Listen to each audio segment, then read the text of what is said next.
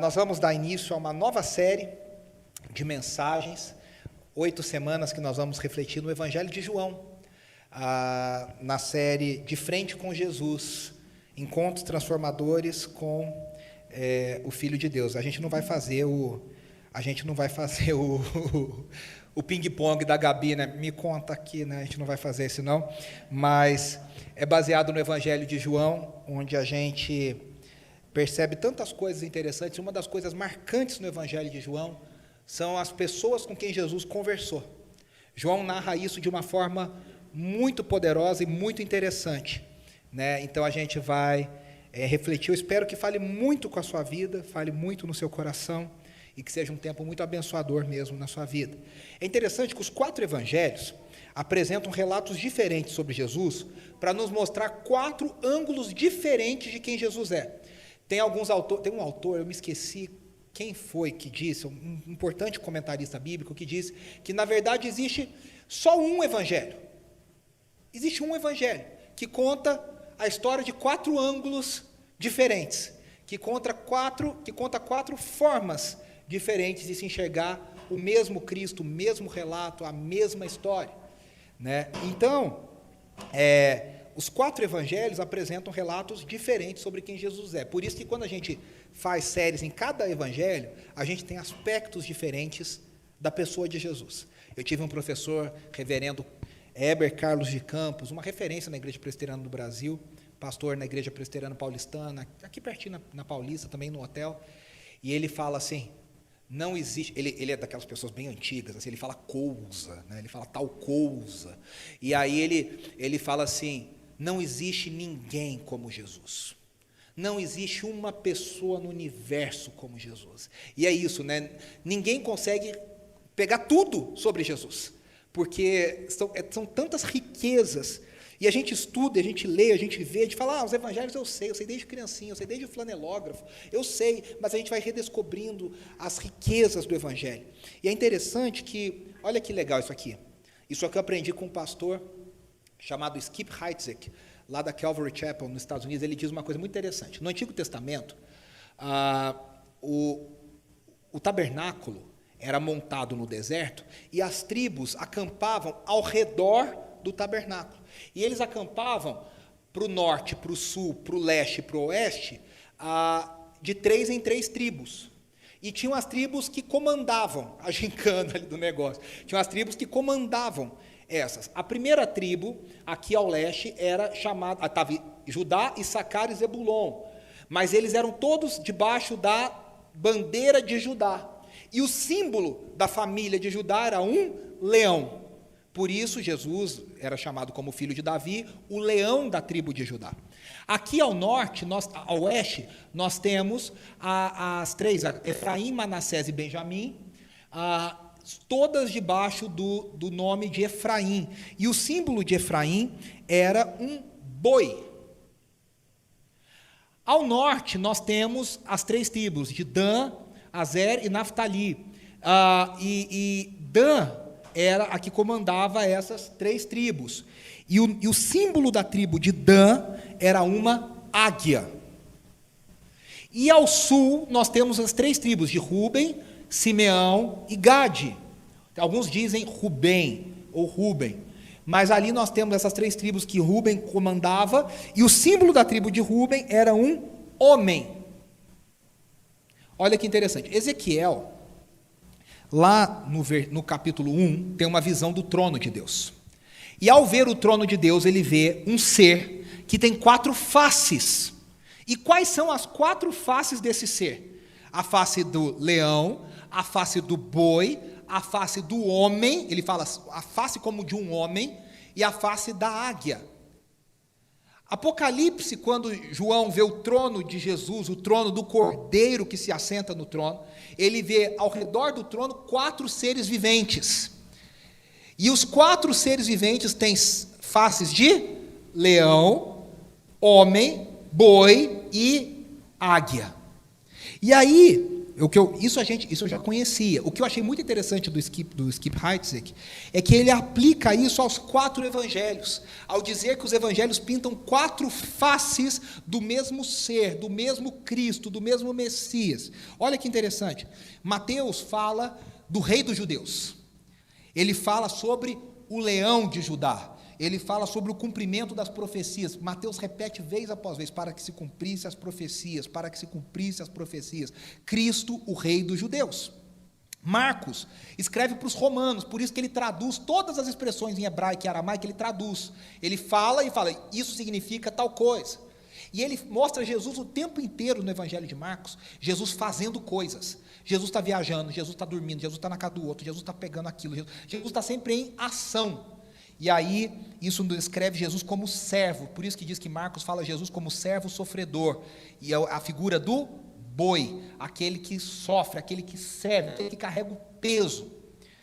Lucas fala de um Cristo cheio de compaixão, e esse Cristo de Lucas é um Cristo muito humano, é um Cristo muito identificado conosco, por isso ele tem a face de um homem.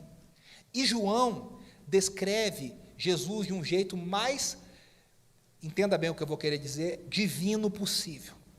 Ele descreve João de um jeito cósmico, ele conta de um jeito misterioso, e ele descreve Jesus na realeza, no mistério, na força, na altura da águia.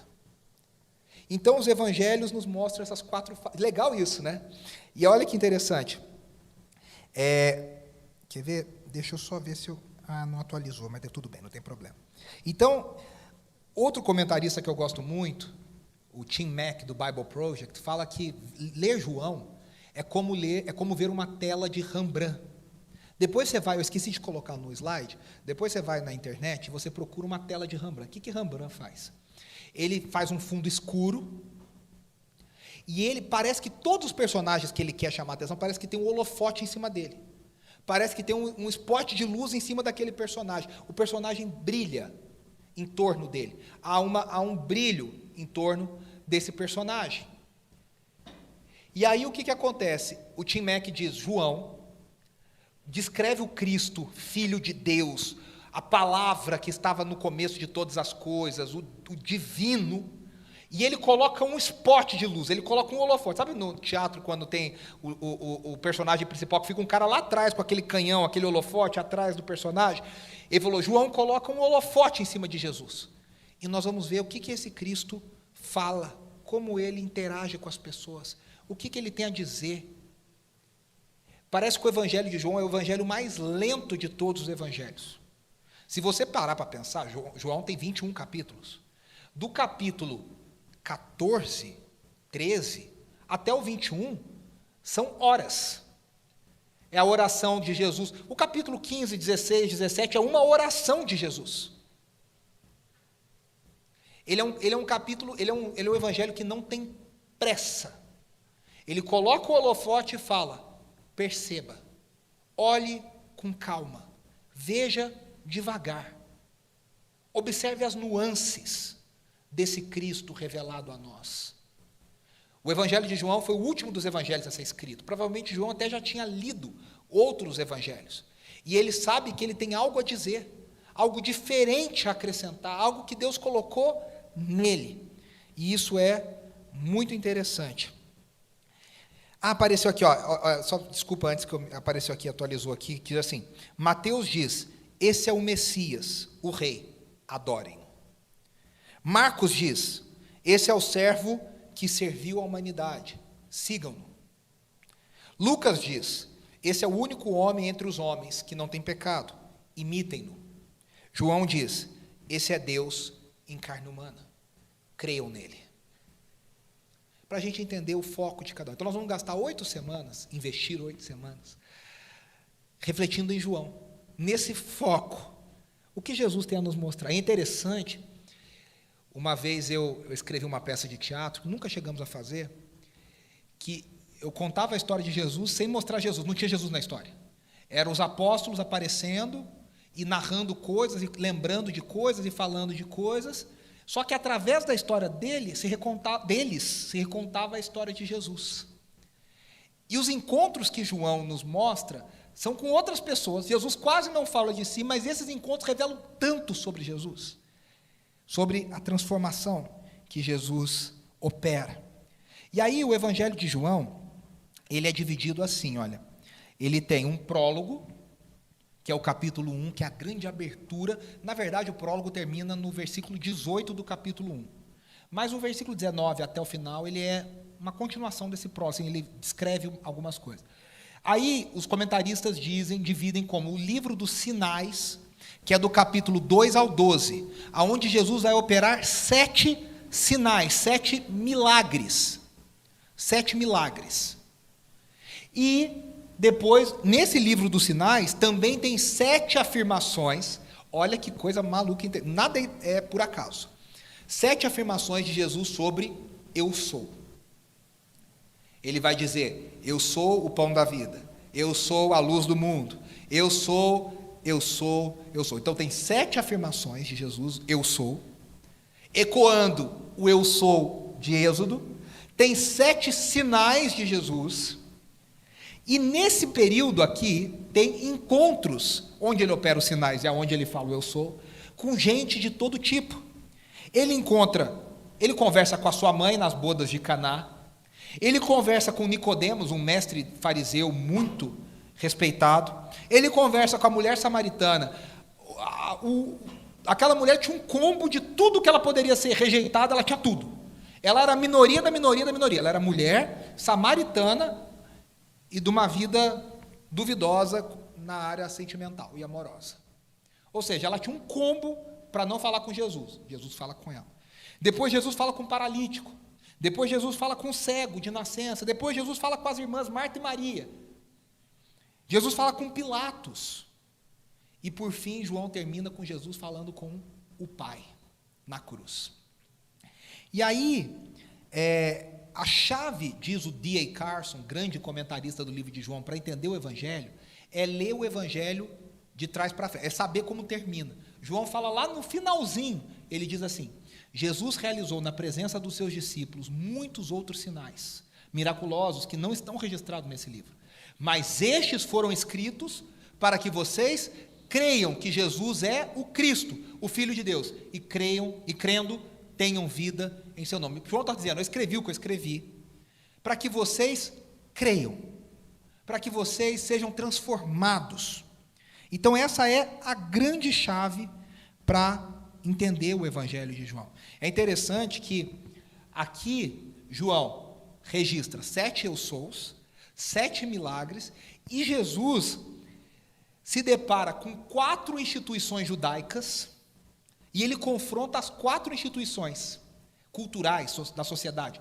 O casamento, ele se depara com o templo, em João capítulo 2, ele se depara com um mestre fariseu, Nicodemos, e ele se depara com um poço sagrado. Aquele poço da mulher samaritana era o poço de Jacó, era um poço sagrado. Na cultura deles, aquilo tinha muito valor. E Jesus confronta todas essas coisas. E é interessante que João situa isso no meio de 5 festas, das festas mais importantes da cultura judaica. É por acaso? Claro que não. João está dizendo, esse Cristo virou gente mesmo, viveu no nosso mundo, ele andou na nossa terra, ele falou com as nossas pessoas. Jesus passou pelo Shabat, vários sinais ele faz no sábado, inclusive, é um motivo de crise extrema, nós vamos falar isso nas próximas semanas. Ele celebra a Páscoa, ele celebra a festa dos tabernáculos, ou a festa de Sucote, a festa das semanas, e ele celebra o Hanukkah. O Hanukkah é a festa que celebra, é o Natal judaico, mal explicado, é mais ou menos isso. No período interbíblico, houve entre Malaquias e Mateus, aconteceu muita coisa. E uma das coisas que aconteceu foi uma revolta liderada por um líder chamado Judas Macabeu, que era Judas o Martelo. E no dia 25 de dezembro, eles conseguem derrotar o exército inimigo, que havia profanado o templo, que havia feito coisas terríveis. Antíoco IV ofereceu um porco no altar do Santo dos Santos do templo. Imagina que coisa horrorosa, o abominável da desolação, como diz Daniel. E aí Judas Macabeu, Judas o Martelo, vence esse líder. E aí, no dia 25 de dezembro, se eu não me engano, 64 a.C., o ano 64 a.C. E aí se celebra agora a festa das luzes, o Festival das Luzes, o Hanukkah, que é, por isso, por ser 25 de dezembro, o Natal judaico, né? Então, Jesus passa por todas essas festas. E João está mostrando para a gente, eu quero mostrar para vocês como o Filho de Deus habitou no meio da gente, ele viveu no meio da gente, ele andou como a gente andou. Como diz a propaganda, gente como a gente. Ele é um de nós. E aí nós vamos ler o prólogo de João. Eu peço que você preste bastante atenção, porque é um texto grande. Se você quiser abrir na sua Bíblia, João capítulo 1. Quem quiser ler aqui, está um pouquinho pequeno, agora que eu percebi, mas enfim. João capítulo 1 diz, no princípio era aquele que é a palavra. Ele estava com Deus e era Deus. Ela, a palavra, estava com Deus no princípio. Todas as coisas foram feitas por intermédio dele. Sem ele, nada do que existe teria sido feito. Nele estava a vida, e esta era a luz dos homens. A luz brilha nas trevas, e as trevas não o derrotaram. Surgiu um homem enviado por Deus, chamado João. Ele veio como testemunha para testificar acerca da luz, a fim de que por meio dele todos os homens crescem. Ele próprio não era a luz, mas ele veio como testemunha da luz. Estava chegando ao mundo a verdadeira luz que ilumina todos os homens. Aquele que a palavra estava no mundo, e o mundo foi feito por intermédio dele, mas o mundo não o reconheceu. Veio para o que era seu, mas os seus não o receberam. Contudo, aos que o receberam, aos que creram em seu nome, deu-lhes o direito de se tornarem filhos de Deus, os quais não nasceram por descendência natural, nem pela vontade da carne, nem pela vontade de algum homem, mas nasceram de Deus. O versículo que nós cantamos, João 1,14, aquele que é a palavra, tornou-se carne e viveu entre nós.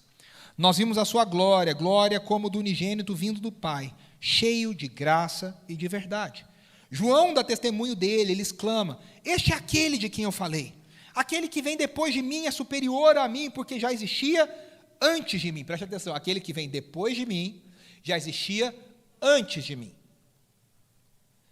Todos recebemos da sua plenitude, graça sobre graça. Pois a lei foi dada por intermédio de Moisés, a graça e a verdade vieram por intermédio de Jesus Cristo. Ninguém jamais viu a Deus, mas o Deus unigênito, que está junto do Pai, o tornou conhecido. Esse foi o testemunho de João, quando os judeus de Jerusalém enviaram sacerdotes e levitas para lhe perguntarem quem ele era. Ele confessou e não negou, declarou abertamente, não sou o Cristo. Perguntaram, então, quem é você? É Elias? E ele disse, não sou. É o profeta? E ele respondeu, não. Finalmente perguntaram, quem é você? Dê-nos uma resposta, para que a levemos àqueles que nos enviaram. Que diz você acerca de si próprio? João respondeu com as palavras do profeta Isaías, eu sou a voz do que clama no deserto, façam um caminho reto para o Senhor.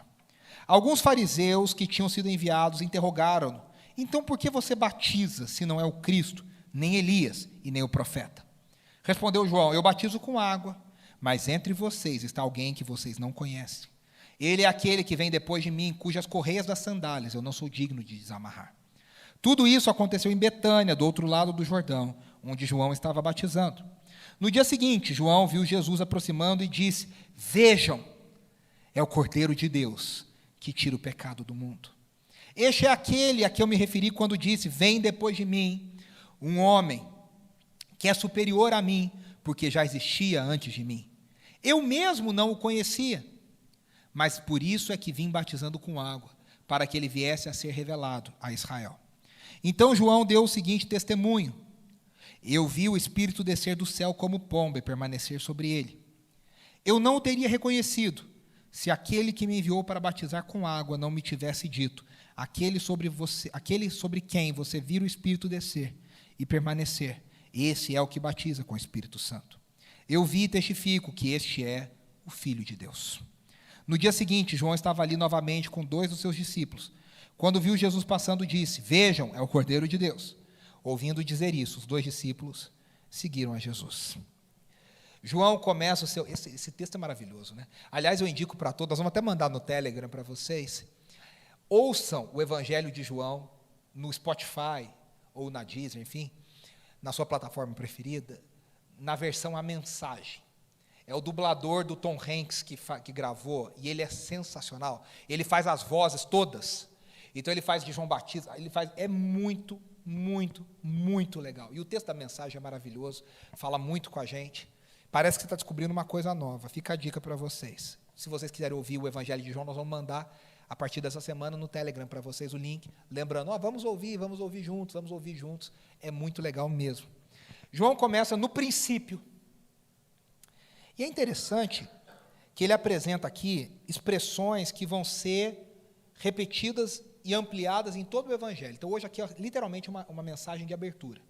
Ele fala de vida e fala de luz. Ele fala de trevas e fala de morte. Ele fala sobre testemunhas. Ele diz, João era testemunha. Ele fala sobre o mundo não o recebeu. Ele fala sobre glória, e vimos a sua glória. E vimos a sua Shekinah. E ele fala sobre verdade. E ele vai recuando essas palavras, e vai retomando, e vai ampliando em todo o Evangelho. O prólogo começa com a palavra, com a expressão, no princípio. Quando ele fala no princípio, imediatamente o judeu fala, ele está falando de Gênesis. Ele está recontando Gênesis 1.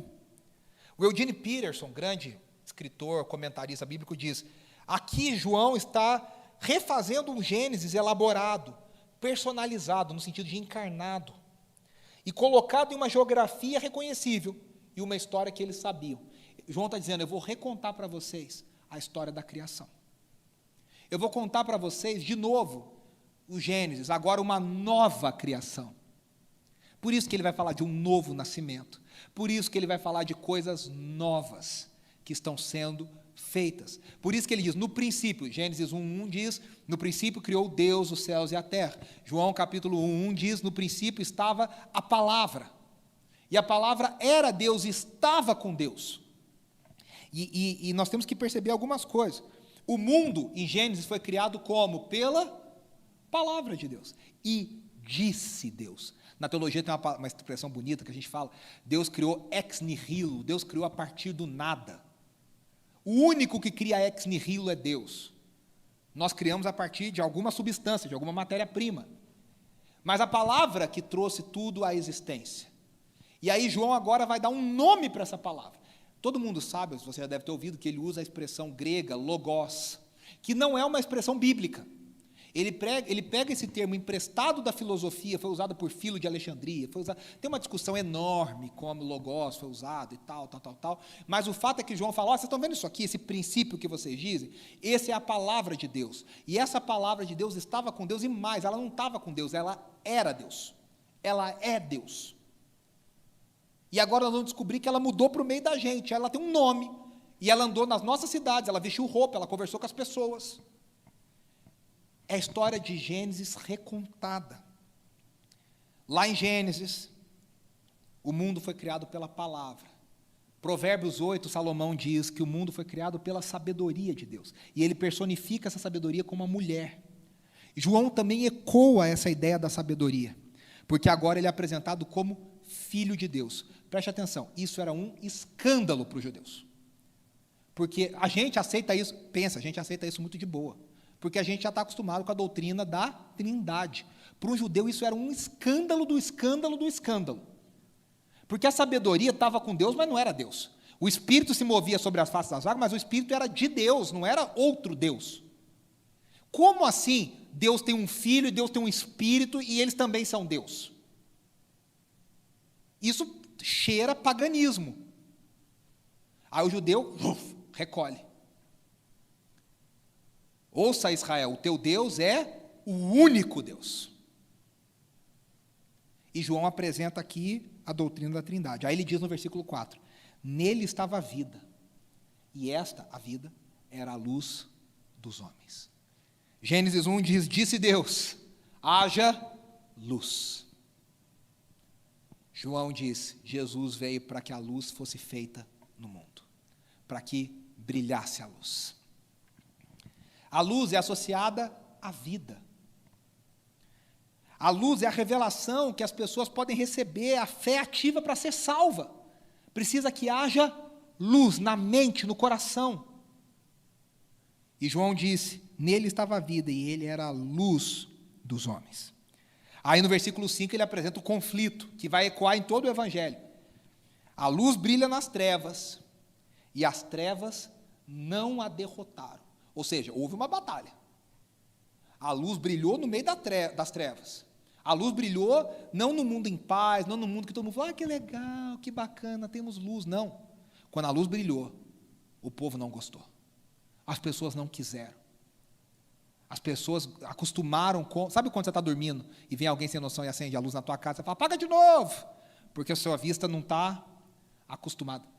Meu pai abria a janela assim, ó, dia dos pais, ele abria assim, ó, bom dia, abria aquela janela. Você nem processou ainda. Teu olho fica piscando. As trevas não receberam, mas João diz, as trevas não o derrotaram. A luz venceu. Lá em Gênesis, a luz também venceu. O mundo estava sem forma e vazio. E Deus disse, haja luz. E luz se fez. Antes que houvesse sol, antes que houvesse luzeiros, antes que houvesse dia e noite, se fez luz. Ordem. Vamos começar a arrumar as coisas. Vamos jogar luz nessas coisas. Trevas é morte, trevas é ausência. Preste atenção. Luz no Evangelho de João são aqueles que querem a revelação de Jesus. E trevas são aqueles que não têm a revelação de quem Jesus é. É um conflito presente. Só que trevas não é um mal, presta atenção. No tempo de João, existe um negócio chamado gnosticismo, e isso existe até hoje. A ideia de que há uma batalha cósmica em pé de igualdade. De um lado a luz, de um lado as trevas. Essa batalha nunca foi em pé de igualdade. A luz é poderosa, as trevas têm um poder muito limitado. A grande batalha é apresentada, mas é uma vitória da luz sobre as trevas. Só que essa palavra, o logos, a luz, foi rejeitada. O versículo 10 e 11, ele diz, veio para o que eram seus, e os seus não o receberam. Agora, preste atenção, João ecoa tanto a criação foi feita em 7 dias. E no 7º dia, Deus descansou. Nós não estamos discutindo se são 7 eras, 7 milênios, 7 não sei o que lá, os dinossauros, isso é conversa para um outro momento. A Bíblia nos apresenta como 7 dias. E no 7º dia Deus descansou porque Ele disse, tudo está bom, é perfeito, está completo.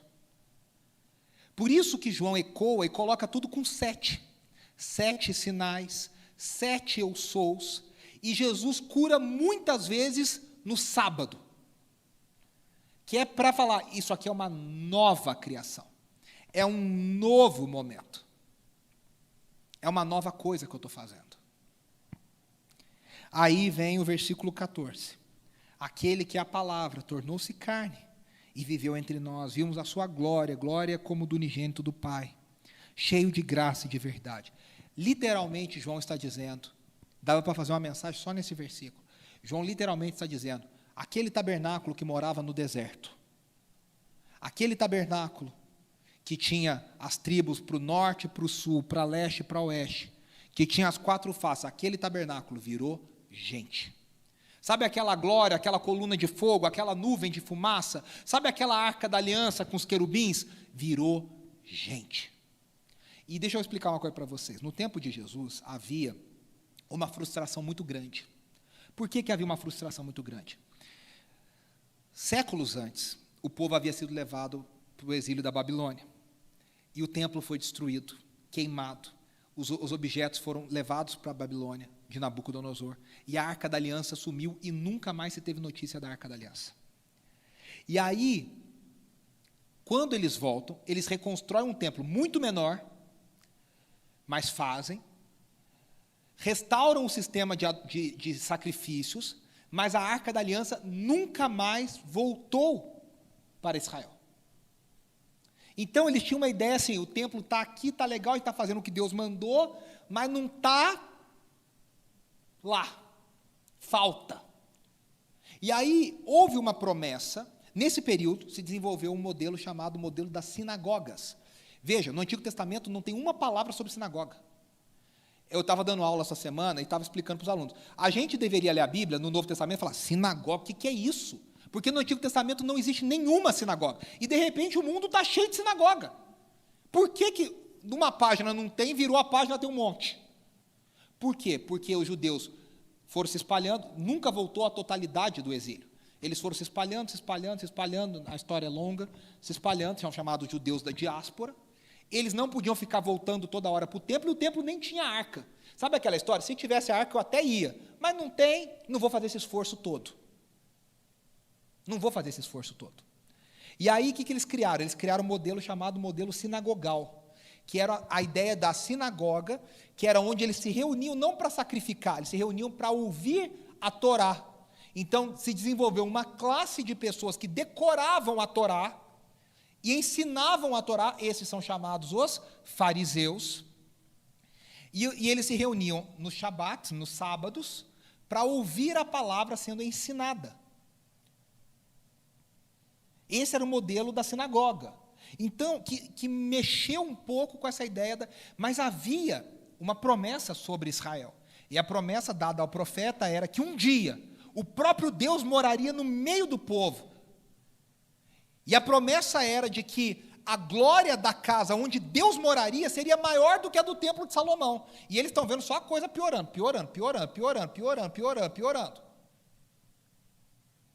E aí João fala, sabe aquele tabernáculo que tinha glória? Que tinha Moisés, cara. Moisés era o cara. Hoje teve a coletiva do Messi, né, da aposentadoria. Não sei se todo mundo assistiu. Gente, que tristeza. O Messi saindo do Barcelona, foi anunciado de supetão, ele achava que ia ficar, não pôde ficar, a história é longa, e está saindo. E aí teve que fazer uma coletiva, e ele entrou na coletiva aplaudido em pé, e ele chorando, ele não conseguia falar, de tanto que ele chorava. Daqui a uns anos, pessoal, o pessoal do Barcelona está desesperado. Dizem que há uma comoção na cidade, que as pessoas estão chorando na rua, que está tendo uma coisa assim. Dizem que quando o Pelé parou, foi algo parecido aqui no Brasil, que houve uma comoção, como assim o Pelé vai parar? Sabe essa coisa assim de, meu Deus, perdemos um gênio, havia esse senso de perda, de que a gente viu uma coisa muito gloriosa, uma coisa muito... O sentimento que nós temos quando o Senna morreu, que a gente fala, pô, nunca mais vai ser igual. Aquela magia que a gente via ali na pista, que a gente via nas coisas. Os judeus tinham aquela ideia de, puxa, falta alguma coisa. E aí João fala, sabe aquele dia do Pelé, aqueles dias do Messi, aqueles dias do Senna, aquela Fórmula 1 raiz, sabe aqueles dias do cinema de ouro, sabe aqueles dias dos musicais, sabe, estou tentando trazer algo assim. Então, aquela glória maior, agora virou gente, e está morando no meio da gente. Isso aqui era para parar o mundo e falar, peraí, vamos sentar e vamos conversar sobre isso aqui. João é tão simples, mas ele é tão profundo, ele vai acrescentando. Por exemplo, ele narra Jesus curando um cego. O cego passa a ver luz. Ele havia dito que Jesus era a luz. Só que ele vai além, ele diz, Jesus é essa luz, que no Antigo Testamento há o conflito entre luz e trevas. Jesus é essa luz que derrota as trevas. Ele vai conectando os temas do Antigo Testamento com a narrativa, e a coisa vai... Uau. E aí ele bota um personagem. Um personagem aparece. Um tal de João Batista. E é interessante que João é o único que não chama João Batista de João Batista. Ele chama de João. Aí você fala, qual João que é? Porque é o que escreveu ou é o Batista? Você fala, pô, ele podia ajudar, né, Jean? O único que é xará do cara podia botar, ó, não sou eu, é o outro. Mas sabe o que é interessante? João nunca se chama de João. No Evangelho inteiro ele diz o discípulo a quem Jesus amava. O discípulo amava. Então, quando ele fala João, é o outro. Aí ele diz, surgiu um homem. Acho interessante esse surgiu, que dá uma ideia assim, de repente pingou o cara. Surgiu um homem, enviado por Deus, chamado João. Ele veio como testemunha, para testificar acerca da luz. Mas ele não era a luz. É interessante isso, ele não era a luz. Ele apontava para a luz. E a grande pergunta é, quem é esse João Batista? Provavelmente João Batista era primo de terceiro, ao caso de família, provavelmente João Batista era primo de terceiro grau de Jesus. Por quê? É que no hebraico não tem a palavra primo, então não sabe se é irmão, se é sobrinho, eles vão tentando montar o quebra-cabeça. Mas provavelmente o que é mais aceito é que Isabel, mãe de João Batista, era prima de primeiro grau de Maria, mãe de Jesus.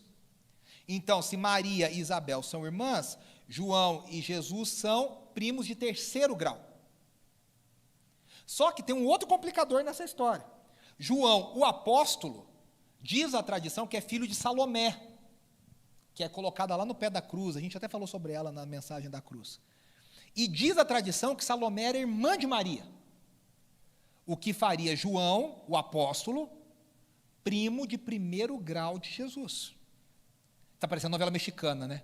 Ele não é teu irmão, ele é teu primo, ele é não sei o que lá, ele é teu marido. Ele fala, pum, né? Carlos Roberto. Então, João, o apóstolo, era primo de primeiro grau, e João Batista era primo de terceiro grau de Jesus, provavelmente. João Batista era filho do sacerdote Zacarias, e filho de Isabel, que também era de família sacerdotal. Ela não era sacerdotisa, porque Israel não tinha sacerdotisa. Mas ela era descendente direta de Arão. E aí o que é interessante? João era de uma pureza de linhagem. Ele era nobre sacerdote, porque ele era filho de sacerdote com sacerdote. Só que João não cresce no meio dos sacerdotes. De repente, esse cara aparece pregando no deserto.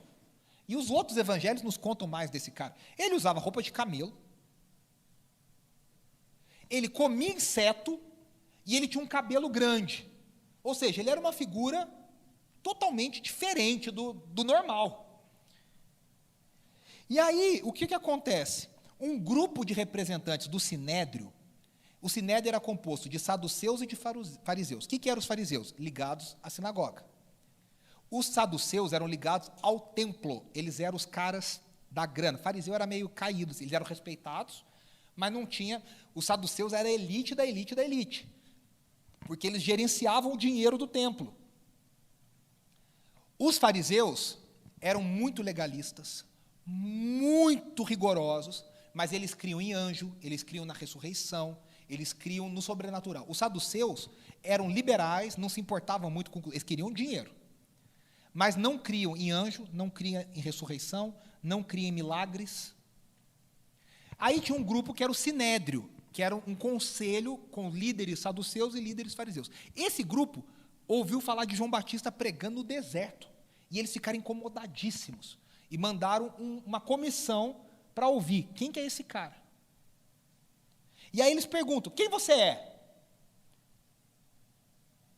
Por quê? Porque havia naqueles dias, de novo, uma esperança messiânica. O que é a esperança messiânica? É a ideia de que está chegando o tempo que o Messias vai vir derrotar os nossos inimigos. Então, diz a história que antes de Jesus apareceram vários que diziam ser o Messias. Vários. Porque havia essa ideia, vai acontecer alguma coisa, vai acontecer alguma coisa, vai acontecer alguma coisa. Aí eles vão lá e perguntam, você é o Cristo? Para João Batista, ele fala, não sou. Então quem é você? Aí eles olham para o composer. Fala, você é Elias? Porque Elias era exatamente aquilo. Cabeludo, desgrenhado, roupa estranha, come bicho. Fala, você é Elias? Ele fala, não sou. Aí ele fala, você é o profeta? Ele fala, por que é isso? O profeta. Qual profeta? Deuteronômio 18 fala que Moisés fala assim, virá um outro profeta como eu. E eles ficam, quem é esse profeta como Moisés? Ele fala, não sou. Aí eles vão ficando malucos. Ele fala, tá, se você não é o Cristo, o ungido, o Mashiach, se você não é Elias, porque o profeta Malaquias havia dito, antes que o Messias venha, virá alguém no poder e na força de Elias. E se você não é... Aí você fala, mas peraí, eu já vi essa história. João Batista mentiu? Não. É porque eles perguntaram, você é Elias? Ele falou, não sou. Porque Elias não morreu. Então, você é a reencarnação de Elias? Não sou. Mas Zacarias ouviu do anjo Gabriel, seu filho virá no poder e na força de Elias. Então ele era Elias, mas não era. Ele não era a reencarnação de Elias, ele tinha uma vocação parecida com a de Elias. E se você não é o profeta, por que você está batizando? Sabe aquilo assim, batista adora essas coisas, né? Você está ministrando a ceia, mas você foi consagrado aonde? Né, a gente adora, a gente entende disso. E o mais esquisito é porque batismo era algo para alguém que queria se tornar judeu. O cara era um prosélito, ele era um pagão gentil que queria se tornar. Aí o cara se auto-batizava. O judeu nem punha a mão nele. De repente, João Batista está batizando as pessoas e está batizando judeus. Aí os caras falam, mas o que você está batizando judeu? Já, na cabeça dele, nós já somos salvos. Nós já somos o povo de Deus. Nós já estamos bem na fita. E João Batista está falando, arrependam-se. Porque é chegado o reino de Deus, vocês são uma raça de víboras. Lembra do discurso de João Batista nos outros evangelhos? Se Deus quisesse levantar filhos a Abraão com essas pedras, ele faria. Aí a coisa vai se complicando. Aí, o que acontece? João tem essa mensagem de arrependimento, chamando judeus para o arrependimento. Aí deu um bug na cabeça dos caras. Como? Como que a gente vai se arrepender? Nós já somos o povo de Deus. A gente não precisa de arrependimento. De novo, a luz brilhou e alguns não viram. E aí, caminhando já para o final, João diz, vejam, esse é o Cordeiro de Deus que tira o pecado do mundo. E é interessante que ele fala, vejam, e tem um monte de gente que não viu. Mas ele está vendo. E ele está falando, gente, olha! E os caras estão, e aí? Eu fiz essa, a voz no deserto encontra a palavra. A voz encontra o seu recheio.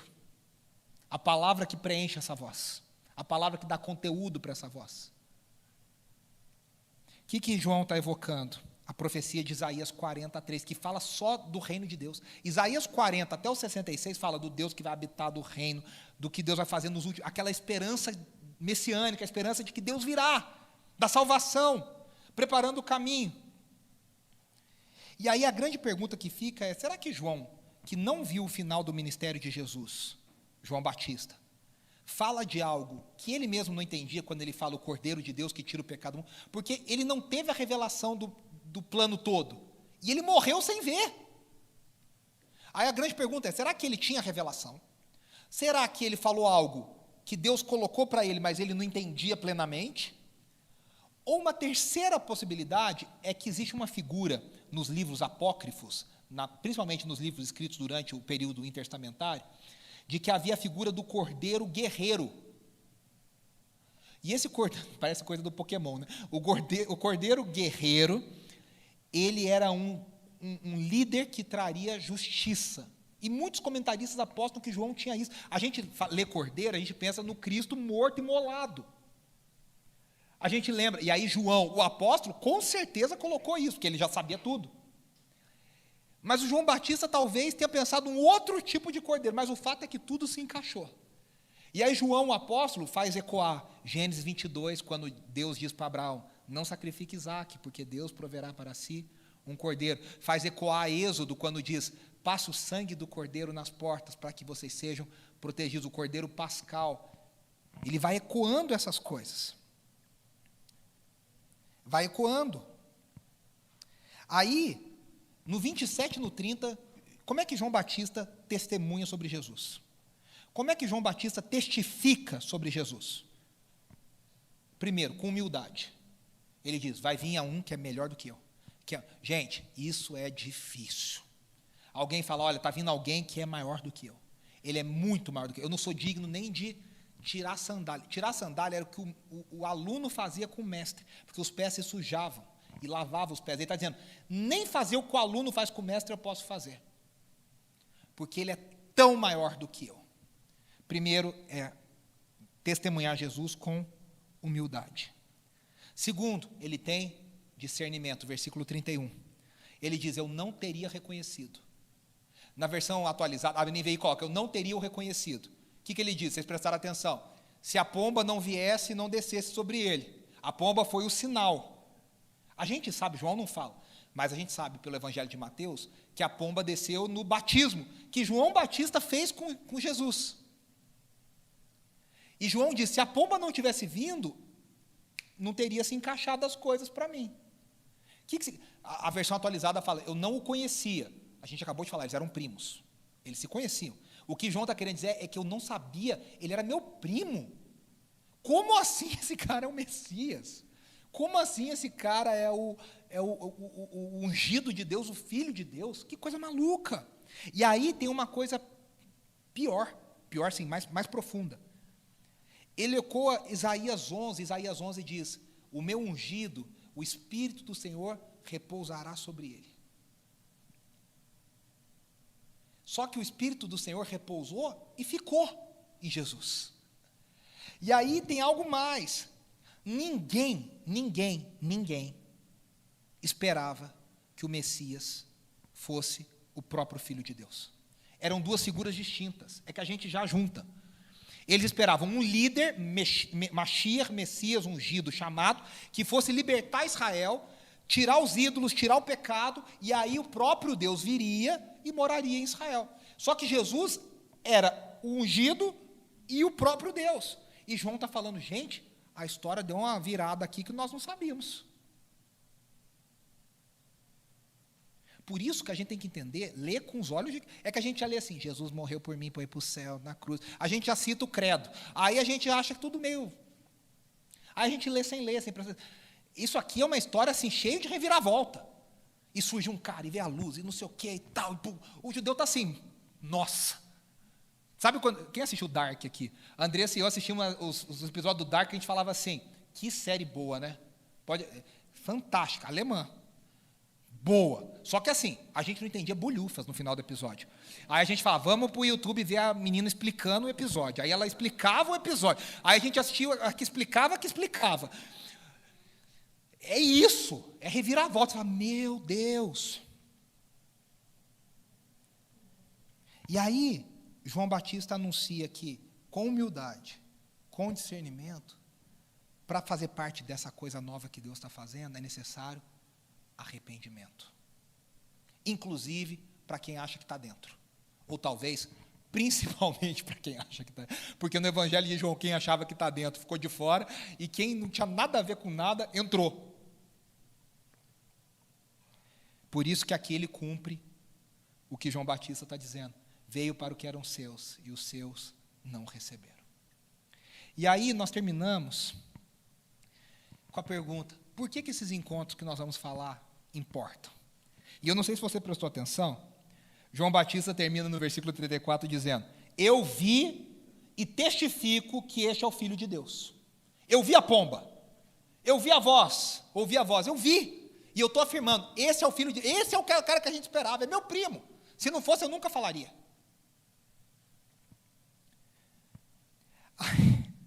Aí eu fico pensando, né? Vocês prestaram atenção que Jesus, que é a palavra, até agora não falou nada. Só quem falou foi João Batista. A gente não ouviu nada da boca de Jesus. Não tinha uma letrinha vermelha nesse capítulo. Aquele que é a palavra não falou nada, vai começar a falar agora. E quando começa a falar, não para mais.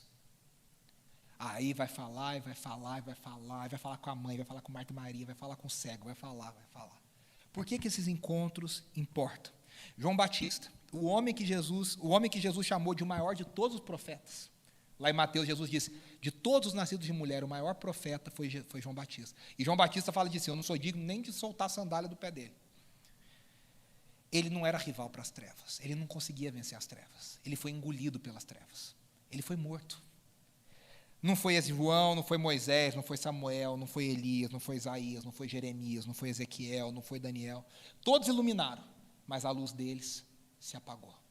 Mas agora veio a verdadeira luz, a verdadeira esperança, a verdadeira fonte de luz. Tem uma música que a gente cantou no musical da EBNU, a Andressa que cantou, lindamente, modéstia à parte, posso falar?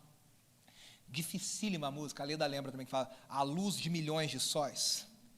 É isso, Jesus é a luz de 1 milhão de sóis. Ele brilha com a luz mais verdadeira. Só que João Batista foi esse holofote. A luz bateu nele, ele falou, não, eu que o holofote faz? O holofote nunca joga a luz sobre si. O holofote joga a luz sobre o outro. O holofote tem luz, mas a luz não é para ele. A luz é para uma outra coisa. E aí João Batista fala, eu vi, esse é o Filho de Deus. E agora o holofote está todo colocado em Jesus. Por que esses encontros transformam? Porque se Jesus é o Filho de Deus e nós cremos que Ele é, e eu estou afirmando que Ele é, só Ele pode transformar a nossa vida. Só Ele pode mexer lá no fundo, não é coach, não é método, não é remédio, não é nada. Tudo tem o seu lugar. Mas transformar o caráter, transformar a vida, transformar a essência de alguém, só um encontro com o Filho de Deus. Que o encontro com João Batista, que o encontro de João Batista com a luz do mundo, Jesus, nos ensine a sempre apontar para Jesus, com humildade e com discernimento. Que a gente seja um grande holofote, para que Jesus brilhe. Como João diz lá no Evangelho de Mateus, que Ele cresça e que eu diminua. Como diz a canção baseada, que Ele apareça e que eu diminua. Isso é muito difícil, tem muita gente querendo brilhar por aí. Que Ele cresça e que a gente desapareça. Vamos orar? Senhor, nós te agradecemos pela Tua palavra. Obrigado porque um dia a Tua luz brilhou e nós, de novo, não merecemos nada para isso, mas o Senhor fez com que ela brilhasse e, de alguma forma, nós a recebemos, nós vimos. Obrigado pelo Cordeiro de Deus que tira pecado do mundo. Obrigado por Jesus, a luz do mundo, a palavra que se fez carne e mostrou para nós como o Senhor é. Ele desceu ao nível mais baixo e se tornou um de nós para nos mostrar como é viver para Ti e para nos ligar de volta ao Senhor, para nos levar a viver a vida do Teu reino. Senhor, que nós tenhamos a cada semana e vivamos a cada dia encontros transformadores com Cristo. Que nós tenhamos encontros que transformem o nosso caráter, a nossa essência, o nosso modo de ver a vida, o nosso modo de tratar as pessoas. Que a cada semana nós sejamos transformados e que hoje a gente saia daqui pedindo ao Senhor sabedoria, discernimento, para enxergarmos a Tua luz. Abra os nossos olhos. Dá-nos humildade de reconhecer que nós precisamos de Ti, que nós não somos nada diante do Senhor, e que o Senhor é tudo em nós. No Teu nome que nós oramos, agradecidos. Amém, amém e amém. Amém, queridos. Deus abençoe. Muito bom ter vocês aqui com a gente, nesse Dia dos Pais, nesse domingo especial. Domingo que vem estamos aí, sempre fica o convite para você convidar alguém para estar com a gente. A IB Metrozinho, agora as famílias estão voltando de férias, estão começando, vamos ter mais famílias com crianças, adolescentes, e mais gente chegando, que a gente quer que você convide, para que mais pessoas ouçam o Evangelho, façam parte da nossa comunidade, estejam aqui com a gente. Deus abençoe, uma semana muito abençoada, que a graça de Jesus esteja sobre a vida de vocês, a consolação do Espírito Santo, seja sobre a cada um de nós, nos guiando, nos orientando, e que a gente tenha a graça do Senhor todos os dias, para viver o Evangelho da forma que Deus espera e para que nós sejamos testemunhas da luz. No nome do Pai, do Filho e do Espírito Santo. Amém, amém, amém. Deus